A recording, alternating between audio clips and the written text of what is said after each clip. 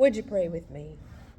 Holy God, in these weeks after Easter, when courage feels small and hope is still taking root, open our hearts to your word. Breathe peace into our fears, strength into our waiting, and light into every place that feels like a locked room. By your Spirit, let us hear what gives life and receive what gives courage. Amen. Well, we're still in the Easter season, that beautiful stretch of weeks where the church keeps saying Christ is risen, even though the lilies are drooping, the choir folders are closed, and the adrenaline of Easter morning has worn off. And honestly, that's when resurrection gets real. Because Easter morning is loud and triumphant, but Easter living, well, that's a little quieter. That's a little slower. And that's where courage is needed. And into that space comes this verse, be strong and take heart, all of you who hope in the Lord. It's short, but it's not small. It's simple, but it's not soft. It's a verse with a pulse, and today it's the verse that will carry us. Psalm 31 is not written from a mountaintop, it's written from a valley. You see, David is overwhelmed, he's anxious, he's unsure of who to trust. He's waiting for God to show up, and waiting is really, really hard sometimes. And yet at the end of all of that, this is what he says, be strong and take heart. Not because everything is fixed or because the danger is gone, not because the path has become clear, but because God is faithful. This is courage that grows in the dark.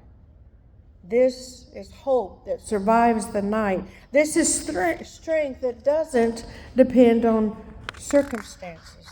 This is Easter courage. Now, every pastor knows this moment. You preach your heart out on Sunday. The sanctuary is bubbling. The music is soaring. The kids are dressed like tiny angels, and the whole place feels wonderful. Well, and then Monday comes.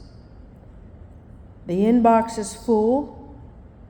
The laundry is piled up. The dogs have opinions. The world looks exactly the same as it did before the tomb opened. And you think, wait, wasn't everything supposed to feel different now? Now that's the Easter tension. The tomb is empty, but life is still complicated. Psalm 31, verse 24, lives right there. It's the verse for the Monday after Easter. It's the verse for the waiting, the wondering, the hoping. Be strong, but not the way the world says it. When the world says be strong, it usually means don't cry, don't show weakness, don't ask for help, and don't let anyone see you struggle. But when God says be strong, it means something entirely different. It means lean on me. It means trust my timing. It means let my strength carry you and let my presence steady you. God's strength is not about pretending. It's about depending. You know, I once thought I was pretty brave, truly brave, until the day I accidentally disturbed a wasp nest. So I marched out with confidence, ready to conquer the world, and then the wasp came out. Suddenly, I was running, flailing, praying, negotiating with God, and possibly inventing some new dance moves. That day taught me something. Courage is not the absence of fear. Courage is choosing to move anyway. Psalm 31, verse 24, is not telling us to be fearless. It's telling us to be faithful. The Hebrew word here is beautiful. It doesn't say force your heart to be brave. It says let your heart take courage. And if courage is something God hands you, and if courage is something you receive, not manufacture, and if courage is something that grows when you make room for it, this is not a command to toughen up. It's an invitation to open up. Let your heart take courage. It means let God strengthen the parts of you that feel fragile. Let hope rise where fear has been living. Let yourself believe that God is not done with your story. Let courage come in even if it arrives slowly. And sometimes courage arrives in the smallest ways. In a breath, in a prayer, a friend's voice, in a moment of clarity, a reminder that you're not alone.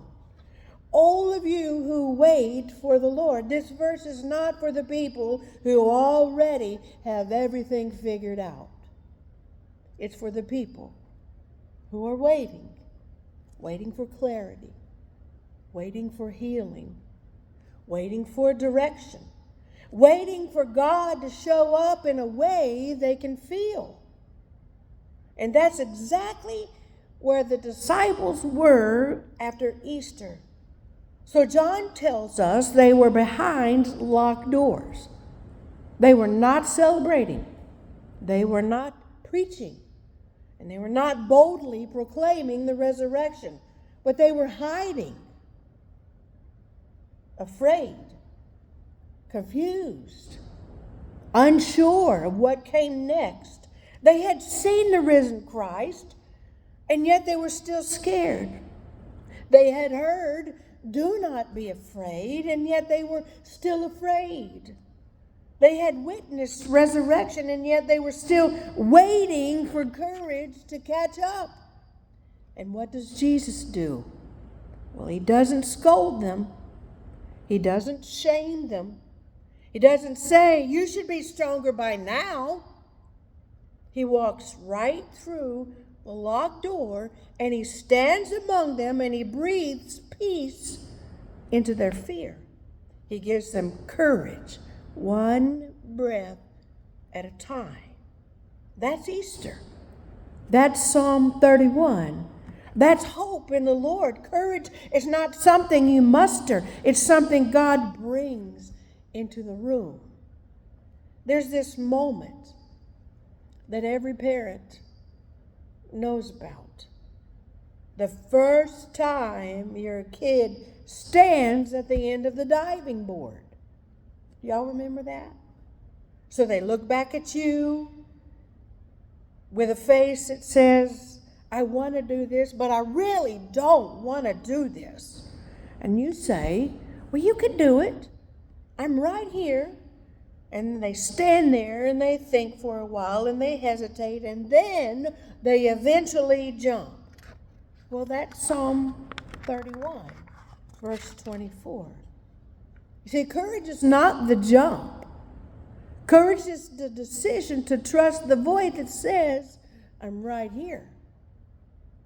Ellie, today as you step into the waters of baptism, I want you to hear this verse the way God intends it. "Be strong and take heart, all you who hope in the Lord." Not because you'll never face hard things, and not because life will always be simple, and not because faith removes every question, but because you're not alone. You're loved by a God who walks with you. You're surrounded by a community that believes in you. and you are stepping into a story bigger than you can imagine. And every time you feel unsure or overwhelmed or not enough, may you hear this verse whispering to you. Let your heart take courage. God is with you. You can do this. And today, as the water touches your head, may you feel the truth of Easter. That new life is already rising in you, and hope is already blooming in you, and courage is already growing in you. Psalm 31 is not just for Ellie, it's for every one of us who is waiting, every one of us who is hoping, every one of us who is trying to trust God with the next step. Be strong and take heart, all of you who hope in the Lord. Courage is not something you earn. It's something God gives. And today, in this moment, God is offering it again. May we receive it, may we walk in it, and may we live it. And the people said, Amen. God of courage and hope, let your peace guide us, your strength go with us, and your love surround us.